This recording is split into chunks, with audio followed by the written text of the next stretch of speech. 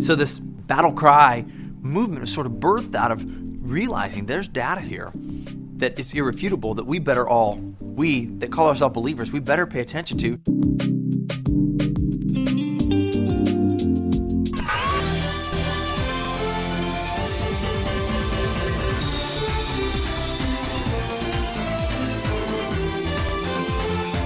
25,000 evangelical Christians. Thousands of teenagers are gathering tonight for a Christian rally in San Francisco. For this event that's put on by BattleCry. It's encouraging kids to turn to God.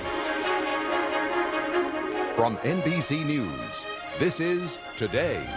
This weekend, thousands of teenagers are staging a huge rally. Former Miss America Erica Harold will host today's rally. Is this a response to what to the way media portrays sex and drugs? Is this really targeted toward the media? It's looking at the culture in which young people find themselves immersed in. I think that some of the popular culture aimed at young people, they do show a lot of sexuality and violence in a way that doesn't show the consequences. And so young people are evaluating what they're being subjected to and deciding to take a stand for something more positive. This might look like your typical Friday night concert. But look closely, and you'll find that these teens are here proclaiming their faith and devotion to God, not some teen idol. Jesus, we're living for your name. We'll never be ashamed. They're gathering at this San Francisco stadium for a BattleCry concert, part of a movement founded 2 decades ago to prevent young Christians like these from leaving the church. They're waging war against the pop culture they say is corrupting their generation. Charlotte Hamilton attended her first BattleCry event last year.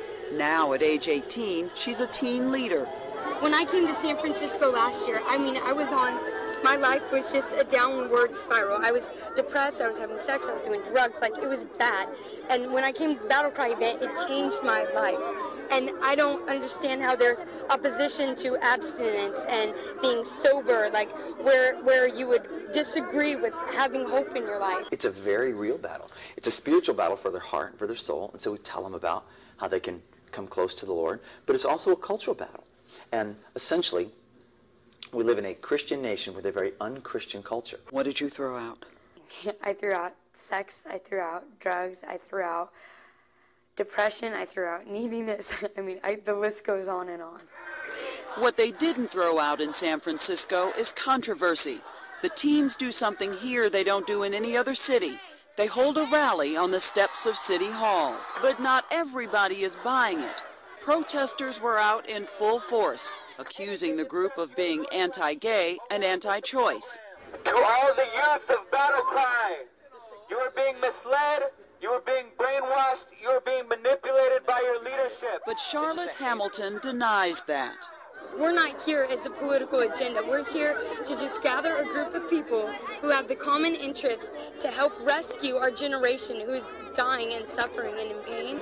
Charlotte says BattleCry and Ron Luce's youth ministry helped her understand what she needs to feel good about herself. I gave my life to God. I'd never felt joy, like a true, genuine joy, and just a sense of knowing how I was worthwhile, like I was important to someone. Even if no one on this earth cares about me, God of the universe looks down and says, that's my Charlotte.